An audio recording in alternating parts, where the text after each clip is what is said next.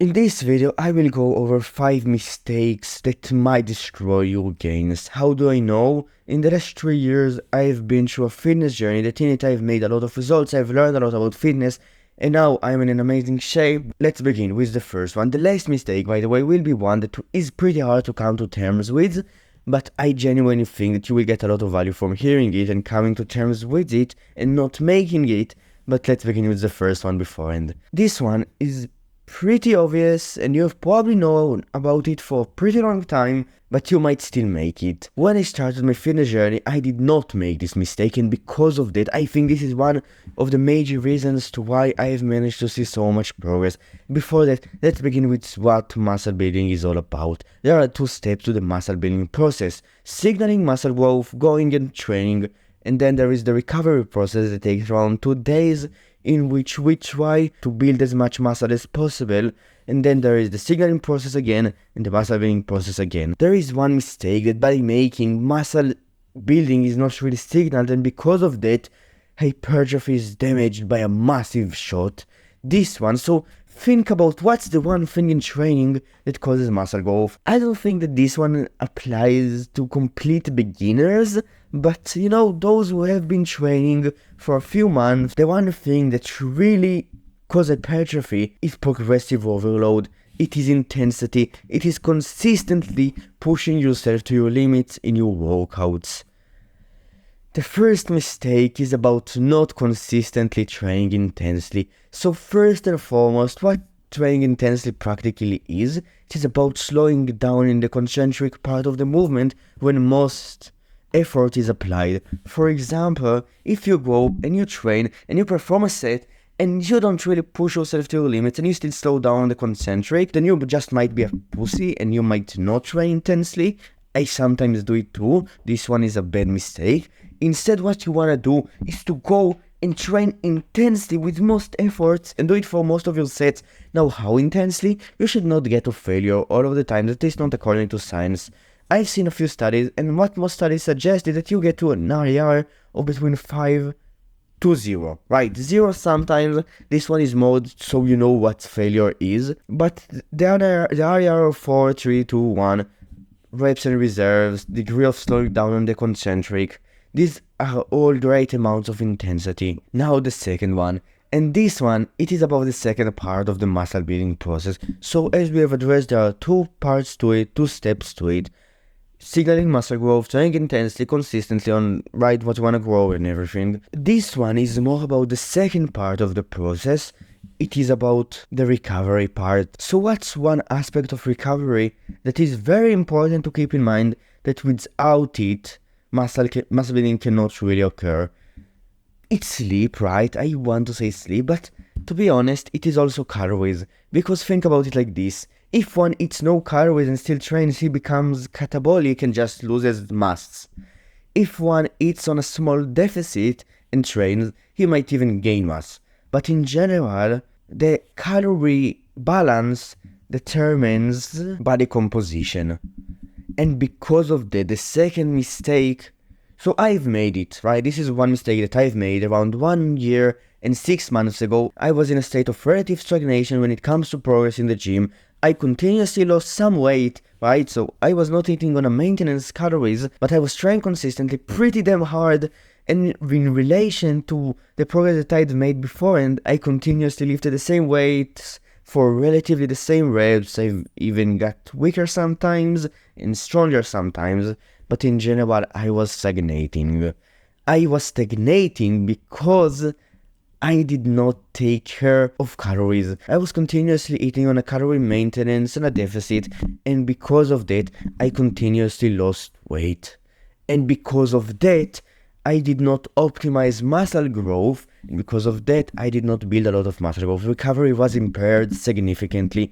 And here's the thing, I tried to do all of these things. I tried to eat more protein, a lot more protein. I ate around 160 and 70 grams of protein per day.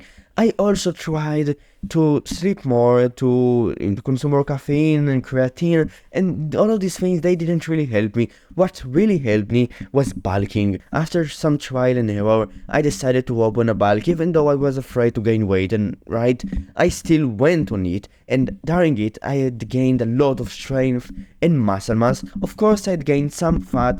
I did a clean and lean bulk, and because of that, I didn't really gain a lot of fat, but I still gained some fat, and in general, I genuinely think now in retrospect that it was worth it, because I'm still relatively shredded, but I am way stronger. Now here is the caveat.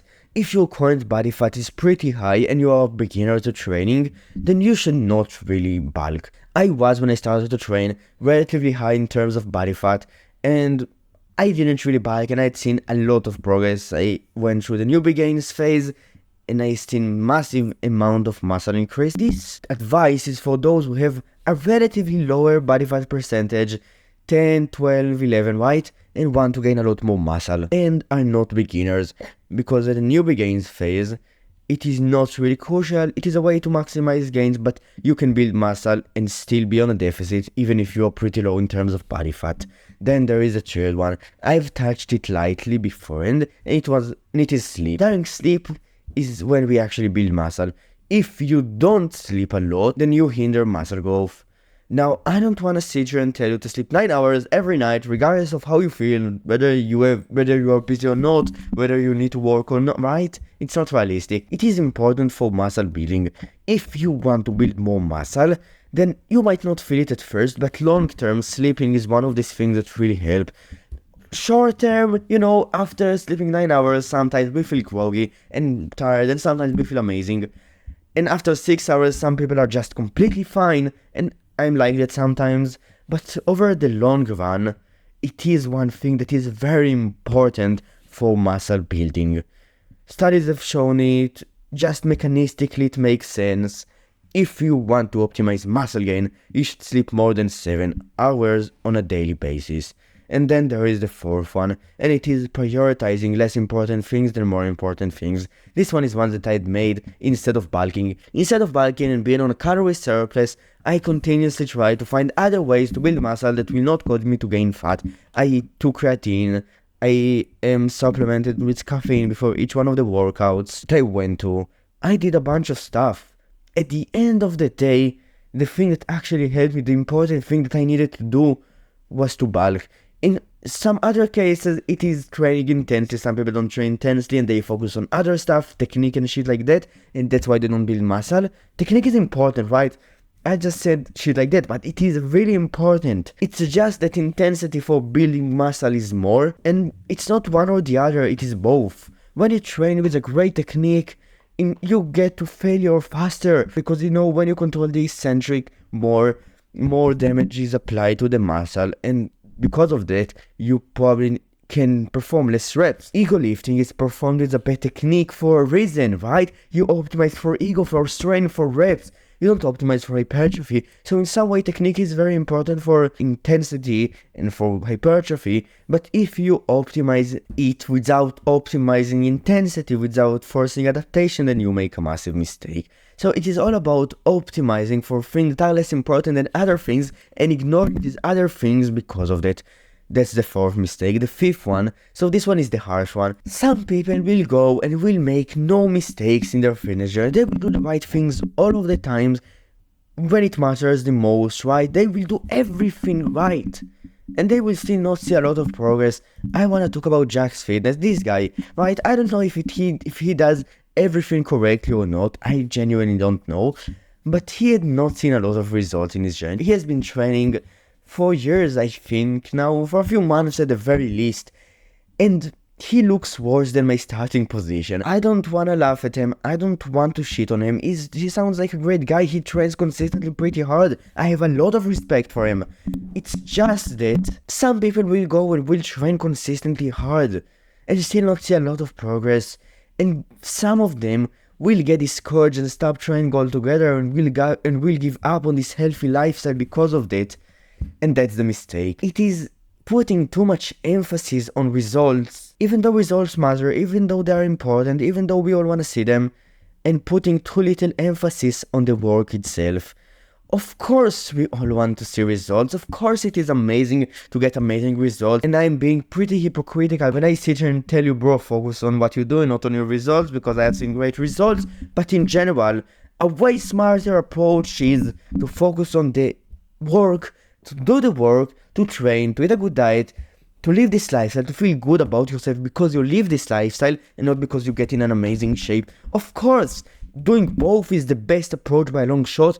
This is a better approach, right? Just focusing on the process, because the process yields the results, and by focusing on it, you will see the results either way. But in general, focusing on both and putting a bit more emphasis on the cause, on the work, I think is a better approach. And I think that not doing it and putting too much emphasis on the results is a bad approach, because some people will just not see a lot of results, and because of that will get discouraged and quit. And that's the fifth mistake. It is not getting you satisfaction from the work that you do, regardless of your genetics. How does it look like practically? So when you go to this workout afterwards and you look in the mirror and you don't see a great body, right? Instead of seeing yourself and saying, fuck, I should stop with that working out thing, you need to look at yourself and say to yourself, fuck, I feel amazing about myself because I have been working really hard for the last hour. This is the kind of approach that you need to have when it comes to work and results. I think this is a healthier approach than just developing body dysmorphia and feeling like shit about your body all of the time. That's why you train, or that's why you don't train. And that's essentially it. If you enjoyed this video, you can like and subscribe, and I will see you tomorrow. Bye.